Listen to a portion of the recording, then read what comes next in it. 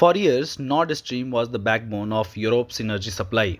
Nord Stream 1, in operation since 2011, was the largest pipeline carrying Russian gas to Europe, providing a staggering two-thirds of Germany's gas import in 2021. That year, Russia supplied 45% of Europe's gas, making the continent deeply reliant on Moscow's energy. Then come 2022 and everything changed. With Russia's invasion of Ukraine, Europe scrambled for alternatives, vowing to slash Russian gas import by two-thirds in a year and eliminate them entirely by 2030. It was a bold move, one that Europe still struggles with today as energy prices fluctuate and the crisis lingers. And then come February 22, 2022, the day that sealed Nord Stream's fate. The pipeline were shut down and the long anticipated Nord Stream 2 was literally blown to pieces. Who did this? No one seems eager to say, but let's not kid ourselves. Biden's fingerprints were all over it. For years, Washington pulled the strings, keeping Germany and the rest of Europe dependent while conveniently offering solutions that only serve US interests. But now the political winds are shifting and suddenly Nord Stream is back in the conversation but under US control. Some German politicians are no longer ruling out reviving Nord Stream. CDU parliamentarian Thomas Barsis openly welcomed the idea, even mocking the US for its opportunism, calling it proof of how enterprising our American friends are. In a LinkedIn post, he suggested that once the war ends and sanctions are lifted, gas might flow again, this time with the US in charge. He is not alone.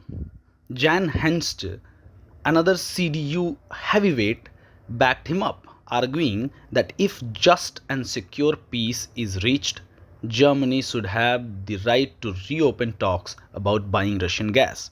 To understand the significance of this shift, let's rewind. Nord Stream 1 and 2 were Europe's energy lifelines. While Nord Stream 1 had been operational since 2011, Nord Stream 2, completed in 2021, was never even used. In September 2022, Russia shut down Nord Stream 1, citing EU sanctions.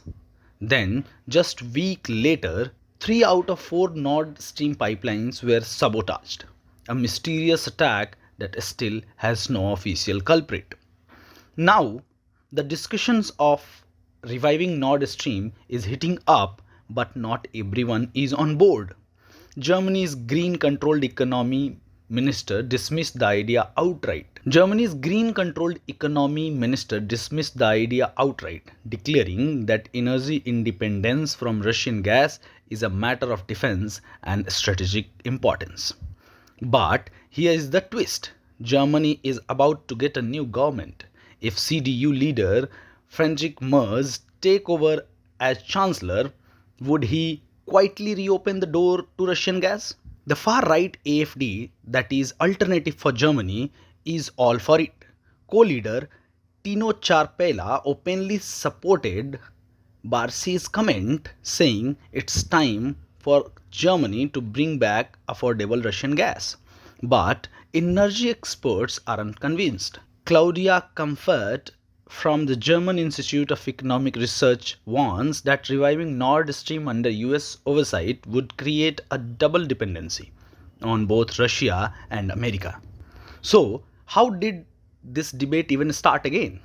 It all began when Russian Foreign Minister Sergei Lavrov confirmed that US-Russia discussion about Ukraine included talks on restoring Nord Stream. Then, Handelsblatt dropped a bombshell report: a US investor applied to buy Nord Stream.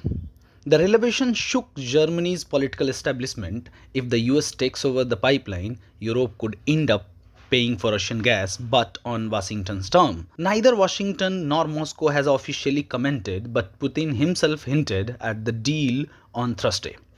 He said, If the US and Russia reach an agreement on energy cooperation, a gas pipeline could be provided for Europe. He said Europe would benefit as it would receive cheap Russian gas. And here is the kicker: Germany wants this. Despite all the posturing, Berlin knows it needs stable energy supplies.